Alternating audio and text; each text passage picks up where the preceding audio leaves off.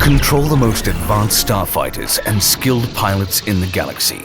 In the Star Wars X-Wing Miniatures game, you will command a group of merciless Imperial or daring Rebel pilots in furious ship-to-ship space combat.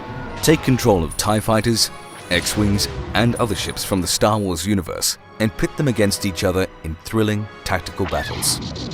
Win by eliminating all of your opponent's ships or complete the objectives in one of X-Wing's pre-generated missions. The X-Wing core set includes all the components necessary for 2 players to get started, as well as several missions offering unique victory conditions.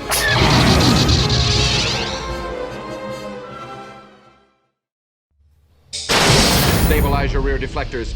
Watch for enemy fighters. X-Wing is played over a series of rounds, each consisting of 4 phases: the planning phase, activation phase, combat phase, and end phase. In this 2-player example, both players have moved their ships into attack range and are preparing to begin a new round. The Rebel player commands Luke Skywalker's T-65 X-Wing fighter, which has been equipped with proton torpedoes and an R2 unit. The Imperial player commands 2 TIE fighters piloted by Night Beast in a standard TIE fighter and Mauler Mythil, who has an upgrade in marksmanship. Upgrade cards represent enhancements that players can purchase for their ships, such as astromechs, elite talents, or secondary weapons. A new round begins with the planning phase. Each player simultaneously chooses one maneuver for each of his ships by rotating the ship's maneuver dial to the desired maneuver. Then, keeping the selection secret from the opponent, the maneuver dial is placed face down next to its ship. Note that each ship type has a unique selection of maneuver choices, reflecting its physical capabilities and restraints. The agile TIE fighter, for example, can make sharp and sudden turns, while the more heavily armored X-Wing cannot. After all ships have been assigned maneuvers, play proceeds to the activation phase. Each ship now moves one at a time in order of pilot skill. Players refer to the pilot's skill number on their ship cards or corresponding ship token and then begin activating maneuvers, starting with the lowest pilot skill. Night Beast, with a pilot skill of 5, goes first. Night Beast turns his dial face up, revealing a bank left maneuver with a speed of 3. The Imperial player then takes the corresponding maneuver template and places it between the front guides on the ship's base. Then, he advances Night Beast's TIE fighter to the opposite end of the template. During its activation, each ship has the opportunity to perform one of the actions indicated on its corresponding ship card. Actions add additional tactical layers to combat. Night Beast, having executed his maneuver, may now perform any action printed on his ship card. The Imperial player decides that Night Beast will perform an evade action, allowing him to cancel one hit rolled by an enemy attacker during the combat phase. The Imperial player places an evade token next to Night Beast's ship. Mauler Mythil has the second lowest pilot skill of 7, so he activates next. The Imperial player reveals a Choirgran turn maneuver with a speed of 3. The Choirgran turn is a difficult maneuver, indicated by a red arrow on the maneuver dial. The Imperial player moves his ship along the path of the maneuver template and then rotates the ship 180 degrees so that it is now facing the opposite direction.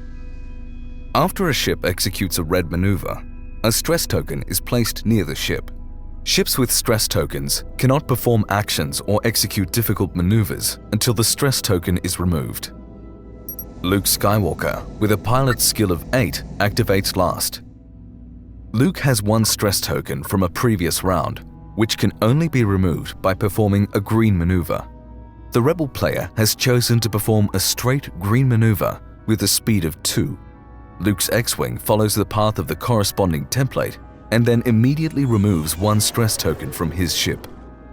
With the stress token removed, Luke can now perform an action. The Rebel player chooses a focus action and places a focus token next to Luke's ship. Focus increases a ship's chance of hitting when attacking or decreases its chance of getting hit when defending. After players have activated all of their ships, play proceeds to the combat phase.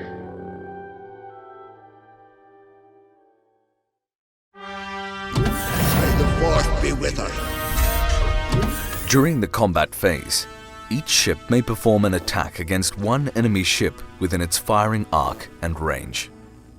Turn order during combat is once again dictated by pilot skill, but now proceeds from highest to lowest. In this example, Luke Skywalker has the highest pilot skill, so he attacks first.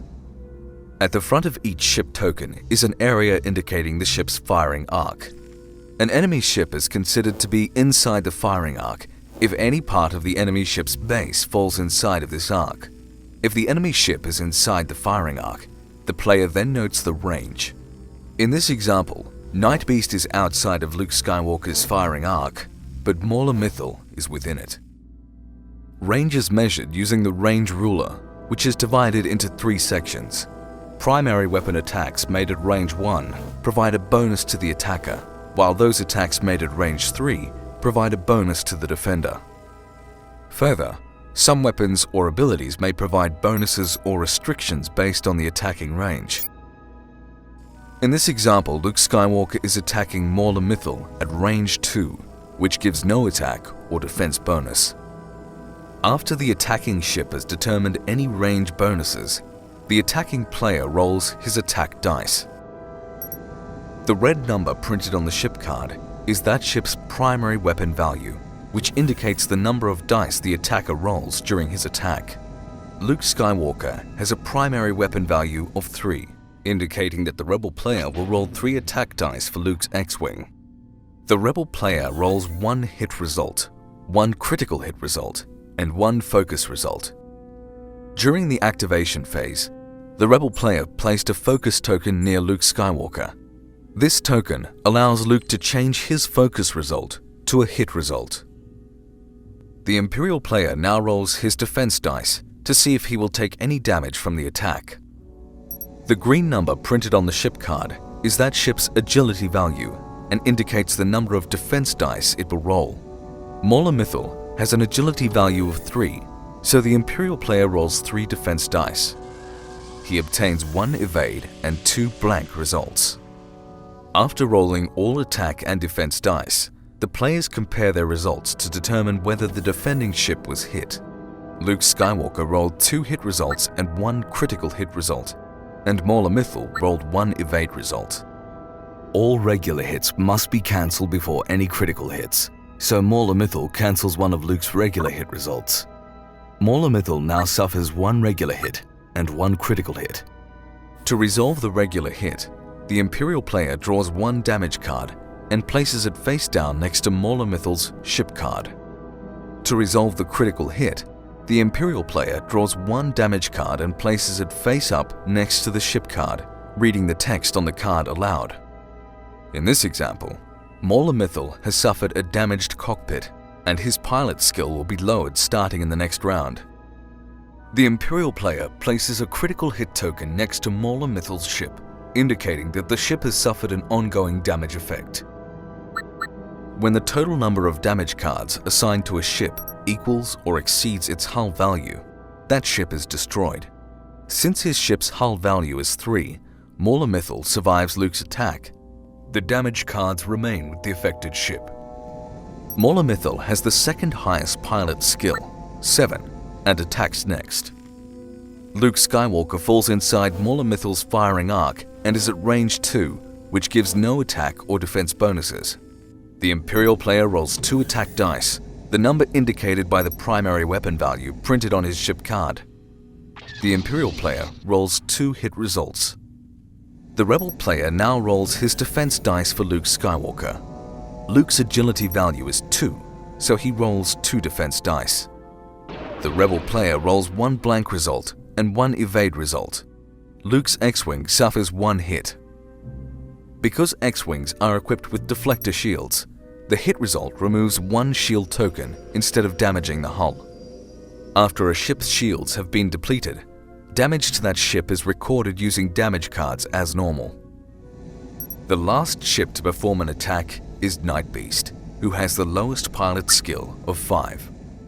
Since there are no enemy ships inside his firing arc, Night Beast is unable to perform an attack this round. After resolving all combat, the end phase occurs. Players remove all evade and focus tokens assigned to ships, and the round ends. If neither player has destroyed all of his opponent's ships or fulfilled the victory conditions of a mission, a new round begins, starting with a new planning phase.